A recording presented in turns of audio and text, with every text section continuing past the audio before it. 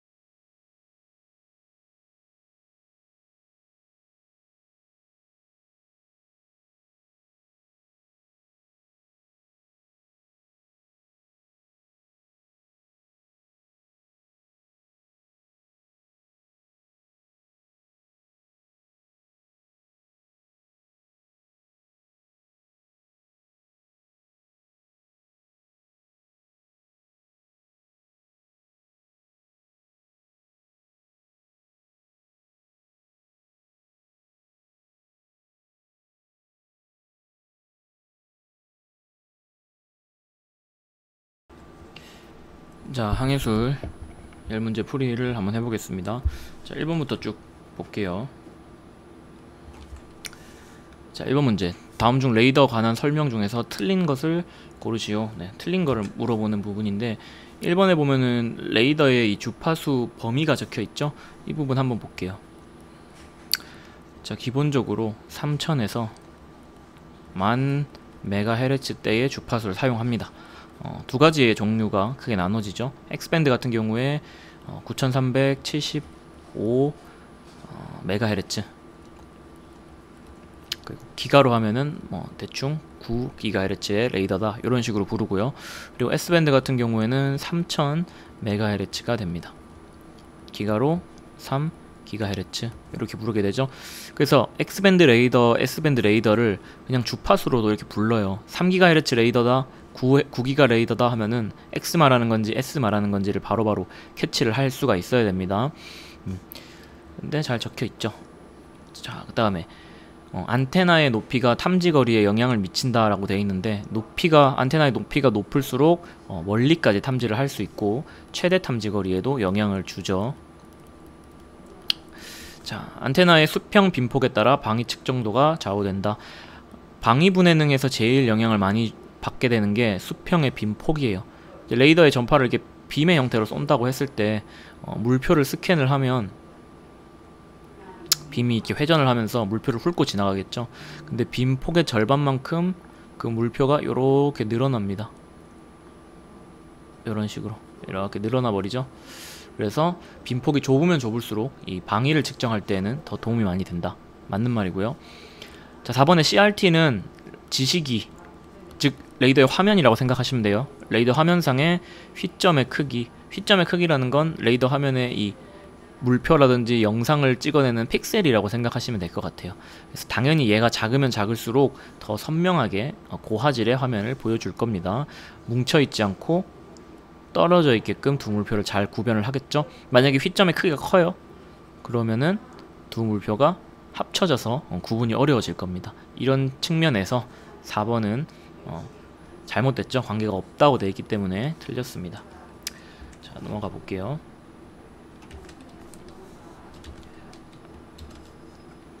다음에 2번에 레이더의 최대 탐지거리에 관한 설명 중에서 옳지 않은 거, 최대 탐지거리죠. 네, 얼마나 멀리까지 레이더가 탐지를 할 수 있느냐에 대한 얘기인데, 자, 일단 출력은 에너지라고 보시면 되죠. 네, 멀리까지 레이더 팔을 이제 보내려면은 출력이 커야 됩니다.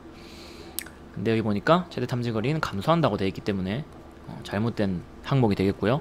이번에 니은에 파장이 짧을수록 탐지거리는 증대된다 이렇게 되어 있는데, 자, 이거 보기 전에 전파의 파장과 주파수의 관계를 좀 볼게요.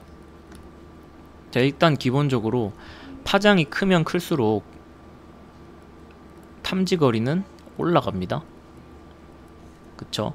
그리고 파장이 크면 주파수는 높으면 높을수록 파장은 짧아지고 거리는 짧아지게 돼요. 그래서 보면은 두 개가 반비례하는 거라는 걸 알 수가 있죠. 그래서 쉽게 설명해서 만약에 장파가 나왔다, 파장이 길다, 그러면은 이거는 저주파 얘기하는 거구나.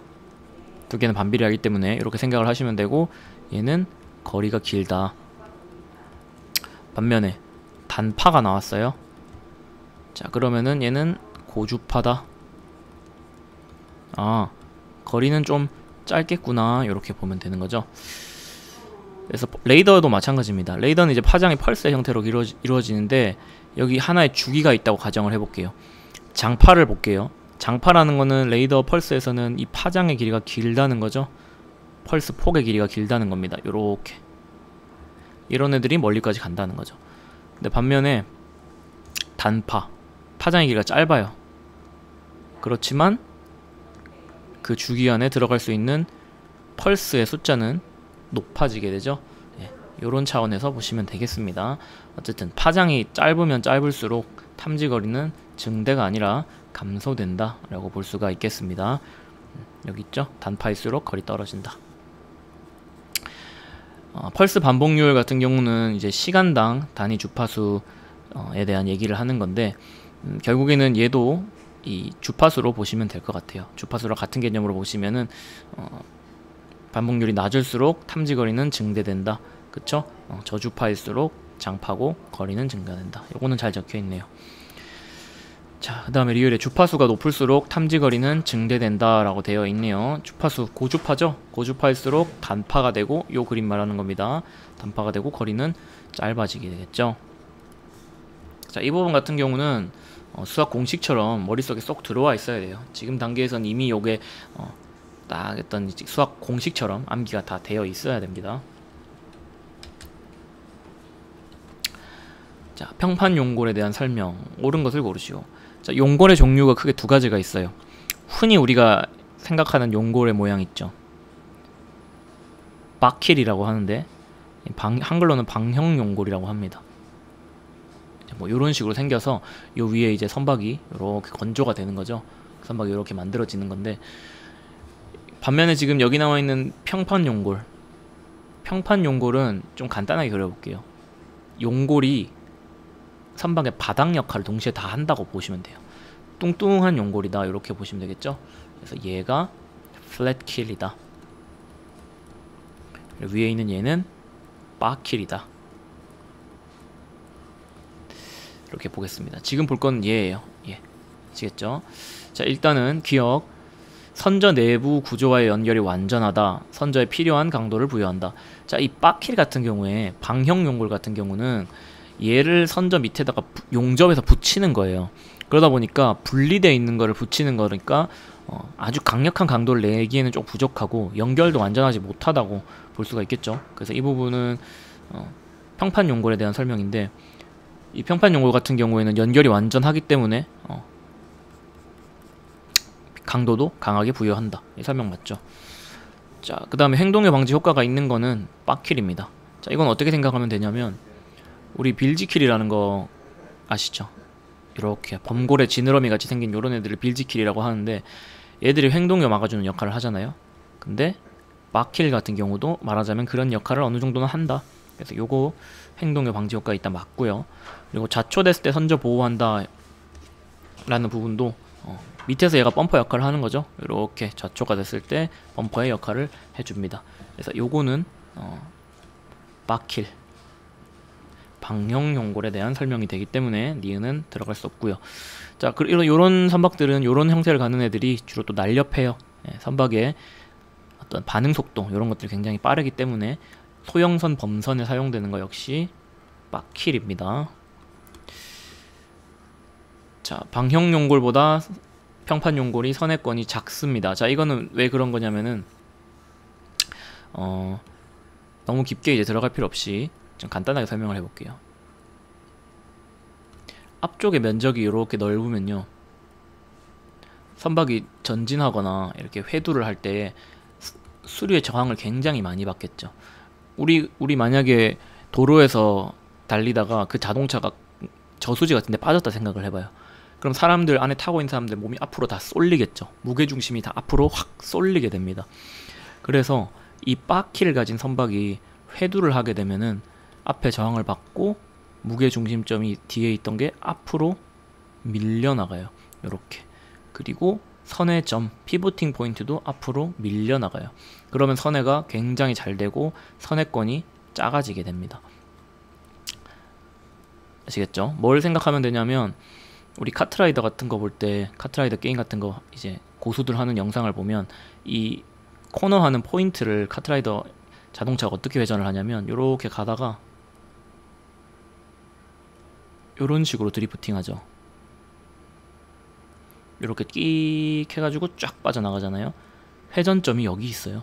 아니죠, 회전점이 거의 앞으로 빠져나가 있죠. 자동차 바깥으로 무게중심이 앞으로 빠져나간 겁니다. 그래서 방향용골도 그런 원리에서 앞쪽이 이제 길쭉하고 넙덕하기 때문에 선회권은 좋다. 반응 속도는 좀 느릴지 몰라도. 그래서 맞습니다. 그리고 밑에가 이제 하나로 합쳐져 있다 그랬죠, 선저로. 그래서 건조시 결합이 쉽다. 수밀도 좋겠죠. 그러면 수밀이 용이하다. 그래서 기억, 리을, 미음이 평판 용골에 대한 설명이기 때문에 정답 2번이 되겠습니다.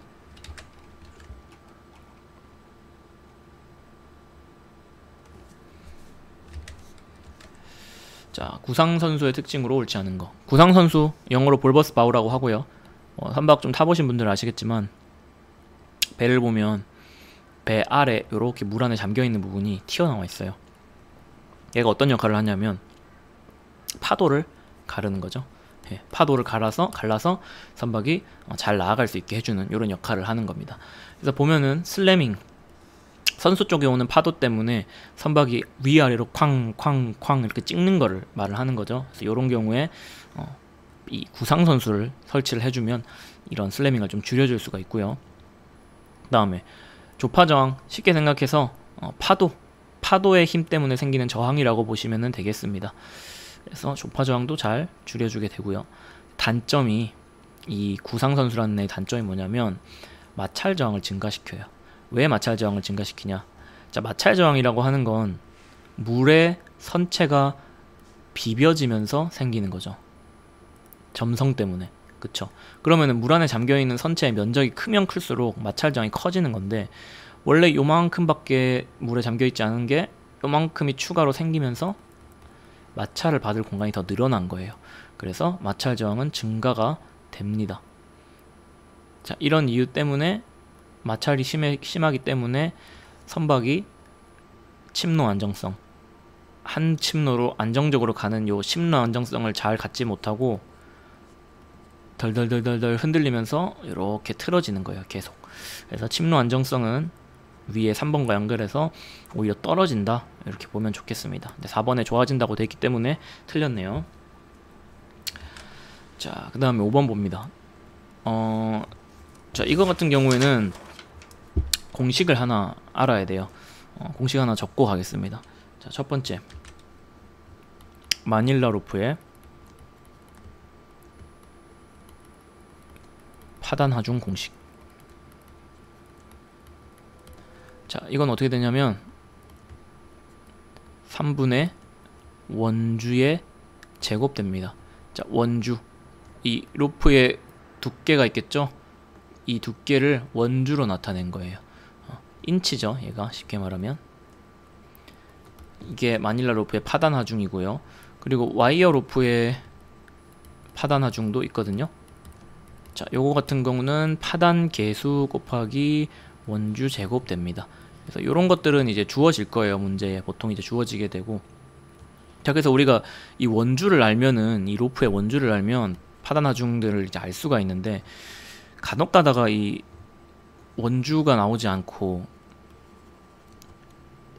지름이 나오는 경우가 있어요. 자, 그럼 우리가 이 공식 쓰려면 요 지름을 원주로 바꿔줘야겠죠. 그쵸? 그 공식이 다음과 같습니다.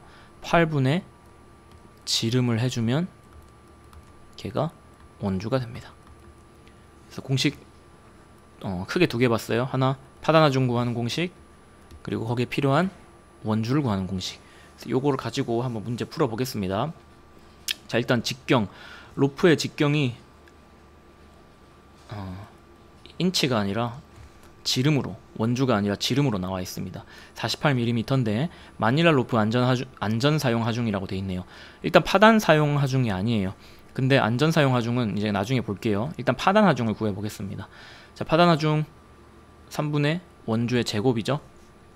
그래서 원주를 먼저 구해 줘야겠네요. 자, 원주는 8분의 48이라고 그랬죠. 그래서 6 이렇게 되고요. 요 6을 여기다가 넣으면 되겠습니다. 3분의 66, 36 이렇게 나오고 12가 나오게 되네요. 자, 얘가 파단 하중이에요. 파단 하중이라는 거는 로프가 끊어질 때까지 그 마지막 버틸 수 있는 힘을 말을 하는 거거든요. 안전 사용 하중을 구하려면은 파단 하중에다가 나누기 6을 해주면은 안전 하중이 나옵니다. 세 번째 공식이네요, 요게. 자, 그래서 여기다가 나누기 6 해주면 되겠죠? 그러면은 2 나오고 정답이 2번 2톤이 되겠네요. 정리 한번 할게요. 자, 첫 번째 파단 하중 구하는 공식들이 있었어요. 그리고 그때 필요한 원주 구하는 공식이 있었어요. 근데 문제에 나왔을 때 파단 하중을 물어보냐 안전 사용 하중을 물어보냐 잘 확인하시고, 파단이 아니라 안전이라고 돼 있으면 나온 답에다가 6을 나눠줘야 됩니다. 아시겠죠?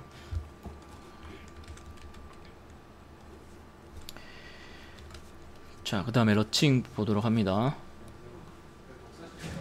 자, 러칭이라고 하는 거는 이제 선박에서 받는 외력의 하나인데 여러가지 외력들이 쭉 적혀 있어요. 1번 같은 경우에는 선미부에 있는 이 프로펠러가 물 바깥으로 나왔다 들어갔다 하면서 계속해서 손상을 받는 거, 데미지를 받는 거를 말하고 레이싱이라고 하죠. 러칭이 아니고요. 그 다음에 2번에 선박이 파도를 선미로부터 받으며 항주할 때에 파도의 마루나 파도의 오르막 거기에 위치해서 파도와 평행하다. 요게 키워드가 되겠습니다. 자, 무슨 말이냐면 파도가 이렇게 쳐요. 파도가 이렇게 치는데 선박이 파도에 평행하게 이렇게 놓이면 꽝 하면서 뒤집어지겠죠. 제가 서핑하는 거를 좋아하는데 서핑을 하다 보면은 초보자들 같은 경우는 이렇게 파도에 서핑 보드가 평행하게 되면서 많이 뒤집어집니다. 같은 거라고 보시면 되겠어요. 그리고 요거를 뭐라고 한다? 브로칭이라고 한다. 러칭이랑 이름 비슷하니까 요거 조심하시고요. 3번이 이제 러칭입니다. 파도 봤는데 대각도 횡동을 하고 있어요, 선박이. 그때 대각도로 변침을 한다거나 하면은 뒤집혀질 수 있는데 그것을 러칭이라고 하니까 요 대각도라는 키워드 봐놓으면 되겠습니다. 자, 이건 아까 위에서 봤던 슬래밍 설명입니다. 파도를 선수에서 받으면서 쾅쾅쾅 이렇게 진동을 하는 거를 말을 하고요. 요거는 슬래밍. 자, 여러가지 외력에 대해서 이렇게 물어보는 경우가 있으니까 다음 부분은 조금 키워드들도 알면 좋고, 근데 여기서 말하는 외력이 정확히 어떤 모습인가, 어떤 형태인가를 이해를 하는 것도 조금 암기를 하는데 도움이 많이 됩니다. 자, 다음 중 로프에 장력을 가하여 힘을 제거하였을 때 변형이나 손상이 일어나지 않는 최대 장력을 무엇이라 하는가? 아까 파단 하중 같은 경우는 끊어지는 거였잖아요. 끊어지기 직전까지 버틸 수 있는 힘을 얘기를 하는 거였는데, 시험 하중은 이 손상을 기준으로 보는 겁니다. 쭉 줄을 늘렸는데 다시 원래대로 고무줄처럼 돌아오지 않고 너덜너덜하게 이렇게 늘어져 있는 거예요. 그거를 버티는 데까지 힘이 얼마까지냐 라고 했을 때를 시험 하중 테스트 로드라고 하죠. 파단 하중은 아까 끊어진다고 얘기했었고, 안전 사용 하중은 파단 하중, 시험 하중보다 더 안전한 기준으로 세워놓은 거라고 보시면 돼요. 그래서 파단 하중에다가 마진을 놓고 사람들이 이때 정해놓은 거죠. 안전을 위해서. 그게 아까 6분의 1이라고 얘기를 했었습니다.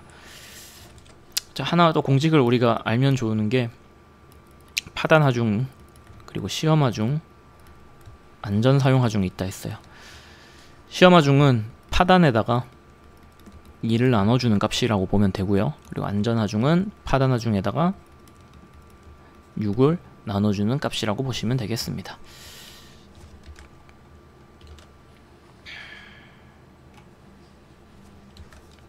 자, 그 다음에 8번 조난 신호 장비 솔라스 기준, 요런 이제 지켜져야 되는 기준들이 이렇게 쭉 나와 있어요. 구명 설비들에. 여기서 나오는 거는 다 숫자 암기해야 되겠죠. 자, 먼저 로켓 낙하산 화염 신호 같은 경우는 우리 살, 모, 사 요거 암기하면 편합니다. 보통 시험에 얘들의 이런 수치들 있죠. 뭐 얼마 이상 올라가야 된다, 초당 몇 미터로 떨어져야 된다, 요런 것들을 바꿔서 내요. 주로 바꾸는 게 요런 거예요. 근데 숫자를 암기를 해야 되는데 좀 요런 이미지를 만들어서 암기를 하는 게 좀 편합니다. 자, 살모사니까 살은 300m 얘기하는 거고요. 그리고 모 5초 말하는 5m 말하는 거였고요. 그리고 40초 말하는 거였습니다. 300m, 5m, 40초. 그러니까 보니까 여기 300m 이상 공중으로 올라가야 되고 초당 5m 이하 비율로 떨어져야 되고, 여기까지는 맞죠. 근데 40초 이상의 연소 시간이라고 돼야 되는데 30초라고 되어 있습니다. 그 다음에 니은 같은 경우는 잘 적혀 있습니다. 발연부 신호는 자기 발연부 신호랑은 달라요. 요거는 사람이 수동으로 손으로 직접 작동을 시켜줘야 되고요. 그리고 이 지속시간 같은 경우도 3분으로 비교적 짧습니다. 그리고 뭐 오렌지색이라든지 눈에 잘 보이는 색깔에 연기돼야 된다. 자, 그 다음에 신호홍염이라는 거는 사람이 이렇게 손으로 잡고 불꽃놀이 하는 장비처럼 불꽃을 쫙 쏘는 거죠. 그래서 요거를 흔들흔들 하면서 자신의 조난 상태를 이제 구조선에게 알리는 역할을 하는데, 얘는 우리 이렇게 암기하자고 했어요. 1당 100 10초 컷. 그래서 보면은 1분 이상의 연소시간 1 잘 적혀있죠. 100mm 수중에서도 잘 적혀있죠. 10초 동안 잠긴 후에도 잘 적혀있습니다. 계속 타야 된다. 그래서 성능 부분을 이렇게 숫자로 물어보게 되고요. 그리고 하나 기억을 해야 될 거는, 신호홍염은 이름에서도 아시다시피 불꽃의 색깔이 홍색이어야 돼요. 혹은 붉은색. 실제로 21년도 시험에서 요거를 오렌지색으로 이렇게 낸 적이 있습니다. 근데 붉은색이죠.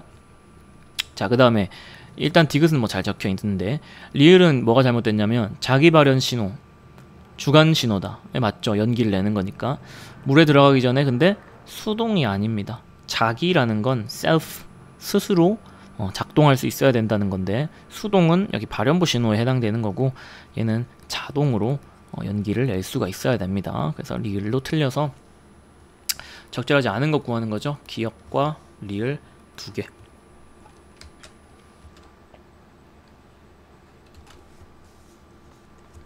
자, 9번 문제 읽어볼게요.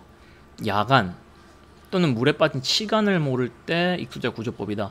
우리 요거를 보면 요게 바로 윌리엄 순턴이라는 걸 알아야 돼요.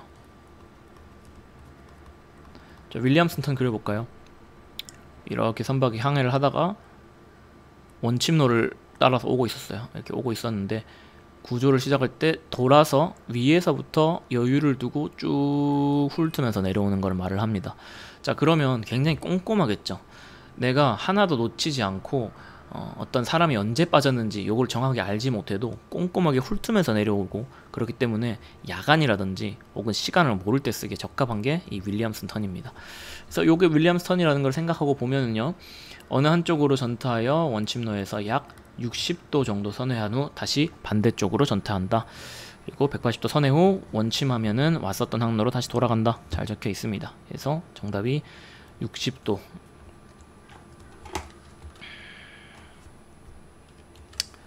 자, 마지막 문제네요.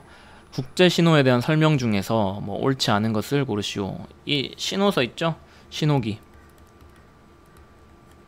인터코라고 하는데, 그 중에 이제 신호 깃발을 가지고서 서로 이제 의사소통을 하는 거예요.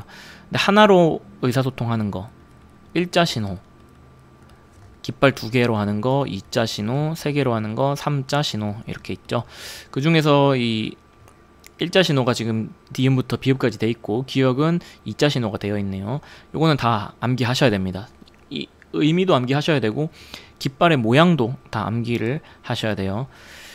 자, 먼저 NC기 뭐 잘 적혀있죠. 조난 신호다. 많이 나오는 거니까 요거는 기억을 해두시고, 위스키 의료 원조, 의료라는 거 기억하시고요. 그리고 S, 시에라는 스타보드, 스턴 생각하세요. 스턴. 그러면은 기관 후진 이렇게 연결이 되겠죠. 그 다음에 빅터, 본선은 원조를 바란다. 브라보, 위험물 하역 중 또는 운송 중이다. 그래서 기역, 디귿, 리을, 미음, 비읍은 잘 적혀 있는데 호텔기가 잘못돼 있어요. 이거 도선사기 맞는데요? 이렇게 얘기할 수 있는데, 자, 호텔기는 도선사 요청이 아니고요, 우리 선박 안에 지금 도선사가 타고 있는 중입니다 라는 얘기를 하는 거예요. 그래서 그럼 도선사 요청하는 건 뭐냐? 골프기입니다. 골프기. 자, 다르죠? 나는 도선사를 태우고 있다, 나는 도선사를 요청한다. 두 개 구분하셔야 돼요. 그래서 정답이 한 개, 니은이 틀려서 2번이 되겠습니다.